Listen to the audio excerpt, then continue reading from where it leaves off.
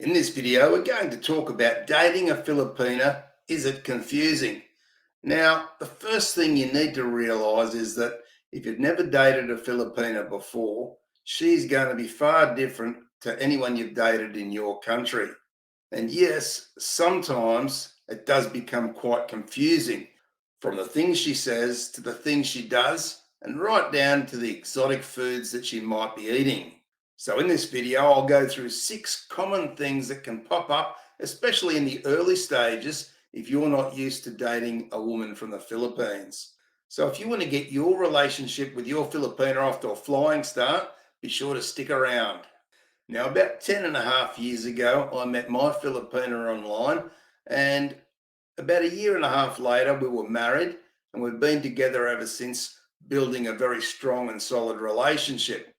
To be honest, it's the best thing that I've ever done, as I never really had much luck with my relationships here in Australia. But you have to know, like any relationship, it's not always plain sailing.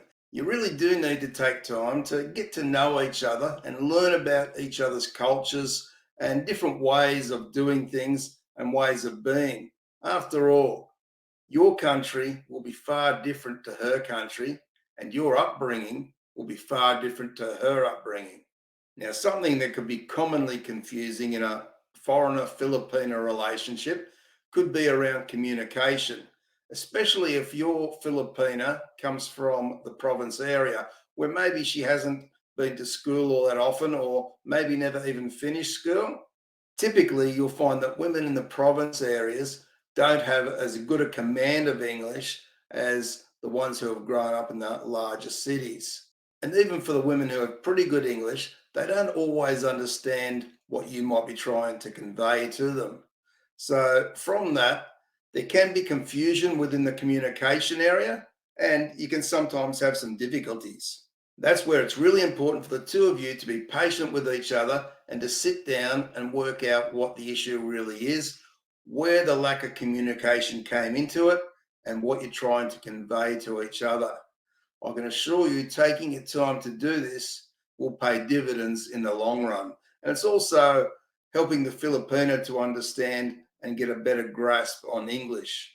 Now, the second thing that can be confusing or a little worrying at times is around the trust issue. Now, for most of you guys being in a long distance relationship, trust plays a big thing. As I've said in previous videos, you've got to be careful not to give your blind trust where you ignore everything and you don't see all the red flags and so on. But when you're in a long distance relationship, sometimes things can play with your mind and you wonder what she's doing. Why is she not answering my text? Or where is she at a certain time when she's supposed to be online talking to you? The imagination can run wild. So building trust will take time and effort, you can be assured. And once you guys have met in person, if everything's gone well and you're sure that she's right for you, the trust will start to get easier and easier in those times that you're apart. So just know that it's rather normal to have those thoughts, especially in the early stages, and you need to progress into building better trust as time goes by.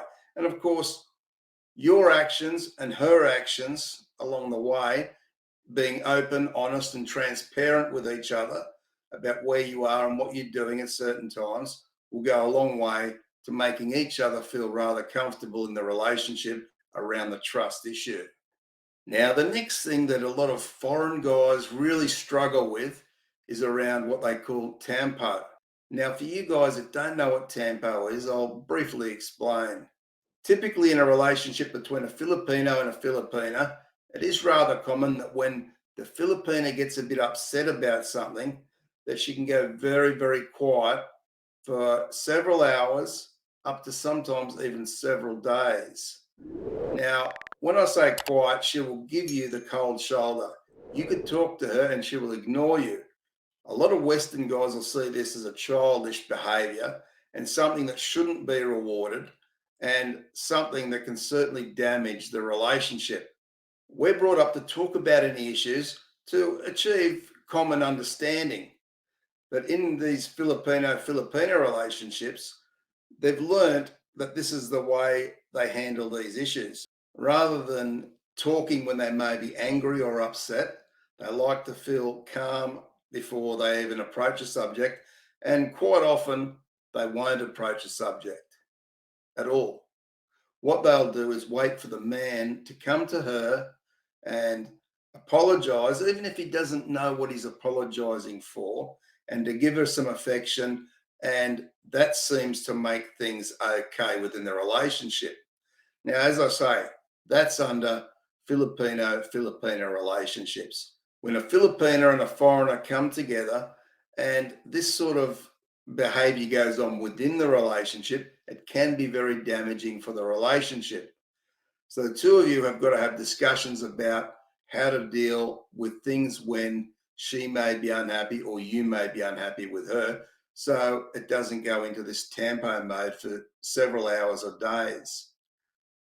There's nothing wrong if she needs a bit of time to regroup and think to herself about what she's going to say. But to ignore the problem altogether and hope it just magically goes away won't be a good thing for you, the Filipino, or the relationship long term. In fact, I do know of many relationships between a foreigner and a Filipino where the relationship has ended because of tampo. So, from a very early stage, when you and her decide to make your relationship exclusive, it's really important to discuss how tampo is going to be dealt with. Now, I can tell you from experience, once they understand that tampo is not the way to go, they do change and they change it rather quickly. Any learnt behavior can be unlearned. And yes, many Filipinos have learnt this behavior from watching their parents, aunties, uncles, whoever, and in their own previous relationships before yours, this was a common thing. So it will be their reflex go to strategy for getting through problems without really addressing the issue. Because you've got to remember, a lot of Filipino people in general don't like confrontation. And so they see this as a way of avoiding confrontation. But again, it's not really a healthy way for a foreigner Filipino relationship to go. And so I've seen a lot of foreign guys scratching their heads over this. Some will say, well, I don't mind if she goes quiet for a few days. It gives me time to go to the pub and have a drink or whatever. But really, guys, you want to be in an adult relationship with your partner. But this is one thing that she really needs to learn and understand for the sake of the relationship. Now, the next thing that can be rather confusing to some foreign guys is around the food that she might eat and sometimes how she eats it. Let me say that many Filipinos, especially those from province areas, may never have used a knife and fork. In fact, it's very common for them to sit down at the dinner table or wherever they may eat and use their hands. Predominantly, they eat a lot of rice and fish in the Philippines and chicken and pork, those sorts of things. So they're all things that they actually get their hands and they mix the rice with the chicken and so on, and they'll just put it straight into their mouth. So typically, the first time you may experience this is when you go to the Philippines to meet her, and you might be having dinner or lunch with her and her family, and all of a sudden, they'll all start eating with their hands. So my best advice here is it's just their culture. It's the way they've been brought up. Just go with it and dig in with your hands as well. Let's not be a prude about it because that's just going to cause friction. And over time, she'll probably get used to eating with a knife and fork and it won't be an issue. Now, another issue that can confuse some foreign guys is what they call PDAs or public displays of affection. Typically, many Filipinas and Filipino people don't really approve of or appreciate public displays of affection. So we're not talking about just holding hands in public or maybe even a little kiss on the cheek. We're talking about kissing on the lips in public, that sort of thing.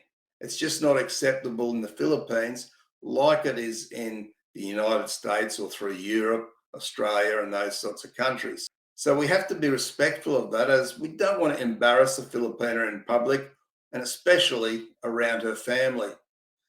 Now, I stress that some Filipinos these days are a little bit more liberal, and you do actually see some that might kiss in public or have a big hug or whatever. But generally speaking, be guided by your Filipino around this. It's worth having a conversation before you go to visit her in the Philippines around what she feels comfortable with. So when you rock up at the airport, and if she meets you there and she doesn't give you that big kiss on the lips or that big hug, you'll know why. Now, the last point I want to bring up is around the relationship challenges itself. Like any relationship anywhere in the world, problems will come up from time to time. You'll have these issues that need resolving. Now, commonly, one of the big issues within a relationship setting between a foreigner and a Filipina can be around money, as in any other relationship worldwide. But it's a little bit different with a Filipina because many Filipinos want to send money home to their parents or family members on a regular basis. And if you don't understand as a foreigner, this can be a very hard thing to deal with. And in fact, it can be something that can break your relationship. So get an understanding of why she wants to send money home to a family on a regular basis. In fact, I've got a playlist which you can check, which is appearing on screen now, and that will give you a good understanding of why she feels the need to do this. It's not that she just wants to send all her money or your money back to her family. This is something that's ingrained in her from a very young age, and she's now having a good life in a foreign country or even with you in her country, and she wants her family to share in that in some way. So people do say when you marry a Filipina, you marry her family. Well, I don't totally agree 100% with that, but an element of that is right. So you guys as a couple need to speak about money issues and how that's going to work for you guys as a couple and also for the relationship moving forward into the future. So if you're a guy looking to date a Filipina, but you're not really sure where to start, then check out my link in the pinned comment and description to the Philippines' #1 dating site, which is Christian Filipina. That's an awesome place to find the Filipina of your dreams. Until next time, guys, stay safe and take care.